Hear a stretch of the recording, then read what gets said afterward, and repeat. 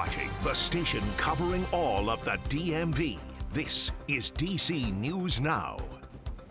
Thank you for joining us for DC News Now at 4. I'm Mark Hall. And I'm Tosa Fakile in for Annalisa Gale. Developing now, 2 men are dead. A toddler and another man are hurt after a shooting in Southeast DC this morning. That 2-year-old girl hit by gunfire while on a walk with her daycare center. DC News Now's Randy Bass has been following the story for us. She joins us live from the scene at Alabama Avenue and 22nd Street with the latest. Randy.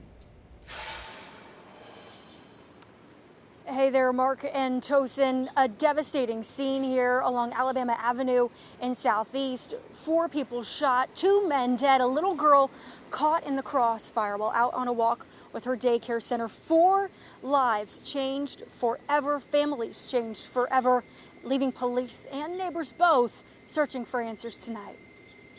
It's going to change because people are not going to change. Neighbors like Shayla Parker fed up with the violence. How can we expect different from other communities if we got a problem within our own communities? Right now, police are searching for this blue Dodge Charger in connection with the shooting after police heard gunfire at 22nd in Alabama this morning, finding 4 people shot. Officers say several suspects jumped out of a car and shot up the block. 2 of the victims are dead, another man hurt, and a 2-year-old girl also caught in the crossfire on her morning walk with a nearby daycare center. Why do people feel as though they can just shoot and get away? There's a daycare there. There's a daycare at the bottom of the hill. Neighbor and Commissioner Joseph Johnson questioning the city's stance on crime. The laws are flimsy. The people on the council should just resign, and the mayor and the chief should resign too. Today, we asked Police Chief Pamela Smith about rising homicide numbers in the district as the city approaches the triple-digit mark this year. 1 homicide is too many. 1 homicide here in the District of Columbia is too many. And I'm telling you, we are sick and tired of this. We are doing everything we can, and we're going to ask you again. If you know something, say something. Just absolutely unfortunate here today. I spoke with the daycare center director a few moments ago, the Creative Corner Daycare Center here on Alabama Avenue. She tells me this isn't the first time this daycare center has had to deal with the impacts of gun violence. She told me at least 2 of their young students were shot and killed in the last 3 months. Their student, the 2-year-old who was shot here today, is in stable condition at a local hospital. In Southeast, I'm Randy Bass, DC News Now. Heart-wrenching story, Randy. Thank you. To another breaking news right now at 4, a major shakeup in the Washington Commanders front office. Team president Jason Wright will be leaving his position, but he's not done with the organization just yet. Sports director Derek Forrest joins us now with a breakdown. For us, Derek, a lot going on. Yeah, a lot going on, and I don't know if it was expected this close to the season, but the Commanders confirmed to DC News Now Jason Wright is out as the team president, but he is expected to remain with the team through the 2024 season with similar duties focusing on a naming rights deal and a potential new site for the stadium. Now, when Wright joined the organization in 2020, he became the first black president in NFL history. Now, Wright helped guide the franchise through several key moments, including a rebranding and the sale of the team to Josh Harris and his ownership group last summer. Now, in a statement from Josh Harris, he said, quote, Jason stepped into a time of immense challenge and had led the organization through an incredible transformation that set the stage for everything that is to come. Jason Wright also released a statement saying, quote, over just the past year, we've welcomed a record number of fans back into the building, made meaningful improvements to the fan experience, re-engaged with corporate partners, and reconnected with the community. Most importantly, we reestablished a culture of respect in this organization. Now, the Commanders tell us that the search process for a new president will begin soon. Guys. Derek, thank you. You're looking outside at the nation's capital on this Thursday afternoon. The sun is back, and we have a welcome cool down, Tosin, certainly to wrap up the week. Yeah, definitely spent some time outside, and it felt a lot better than it did yesterday. We're going to send things over to weather forecaster Brittany Ward in for meteorologist Damon Matson. And Brittany, how long will these cooler temps linger, I guess, is what people need to know.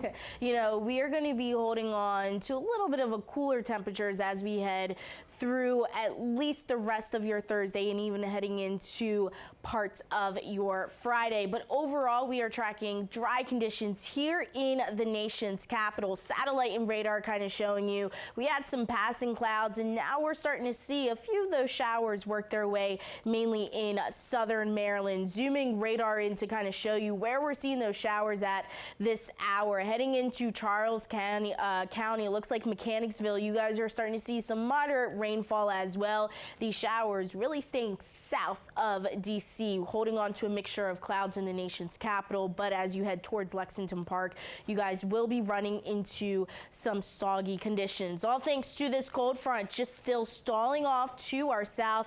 That's going to continue to slowly push its way further south as we head through your evening. A few isolated showers will still be possible, but notice that high just off to the west. That will slowly begin to roll its way into the DMV as we head into your Friday, giving us a day filled with a mixture of sun and clouds. Now, temperature-wise, again, not looking too bad. We're sitting at 85 degrees right now in the nation's capital, 88 as you head over there to Frederick, 81 currently in Winchester, 85 as you head over there to Kaiser. And overall, tomorrow will be the pick of the week. Dry conditions, and we're also going to be dealing with lower humidity. But then as we head into your weekend, we're going to be tracking more showers and storms, and we start to see that humidity roll its way back into the area. So keep it here. We'll have a full breakdown of that forecast coming up. All right, Brittany, thank you. Take a look at this. A large sinkhole developed in an Olney neighborhood after an early morning water main break. And DC News Now's Kevon Dupree was in that area talking to neighbors, getting their thoughts on this situation. I'm here on Willow Grove Road where that water main broke early this morning. Neighbors I spoke with say muddy water filled their street and eventually a large sinkhole formed. Brett Thomas says he woke up to the sound of WSSC water crews working outside his home. And I went and checked, and there was actually no water coming out of our faucets. Then he looked out his window. There was just some water running down the road, and then within the next couple hours it had sunk into the ground, so it was pretty wild to see. Michael Lofgren heard a lot of noise outside as well. He asked his wife to look out their front window. And she goes, "Oh my God, there's a muddy river." The street was flowing with muddy water. The street was buckled. Water was flowing out from under the asphalt.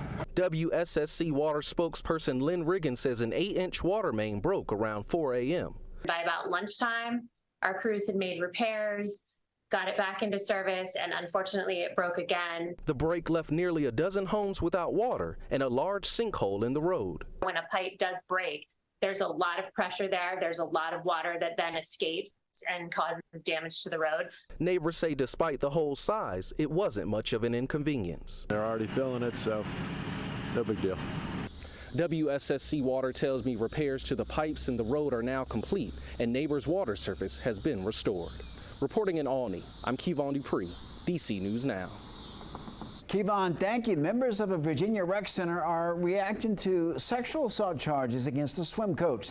The investigation centers around 72-year-old Daniel Smith. He's accused of sexually assaulting a child during swim lessons at the Chin Recreation Center in Woodbridge. Police say the assaults occurred in 2022 when the child was younger than 13 years old. Michael Frank has been a regular at the center for 15 years. While he did not know Smith personally, he says the news shocked him. First thought is I was surprised that maybe such a person didn't get through the checklist or the background check or any of those safety measures they must take. Shocking. Smith is being held without bond with a court appearance set for August. According to Prince William County, Smith was employed as an instructor from 2021 to the spring of 2023. Police do not believe there are any other victims, but anyone who believes otherwise is asked to contact police.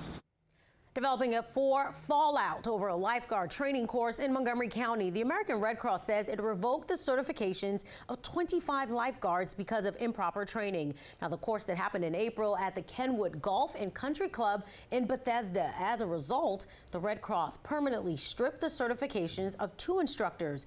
The Red Cross says the training was not taught according to its standards. Well, check this out. Duke's Grocery in DuPont Circle reopening. The store has been under renovations, and this is the original location of Duke's Grocery. There's 4 locations in the district, and another location is coming soon to Potomac, Maryland.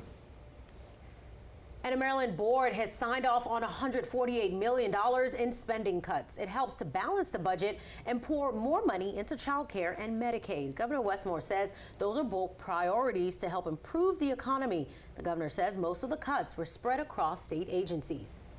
Well, you still have time to buy tickets to Friday's Nats game, and there's an added bonus at the end. Pop singer Carly Rae Jepsen plays a free concert after the game ends, and the Nats play against the Cincinnati Reds. That's tomorrow night at 6:45.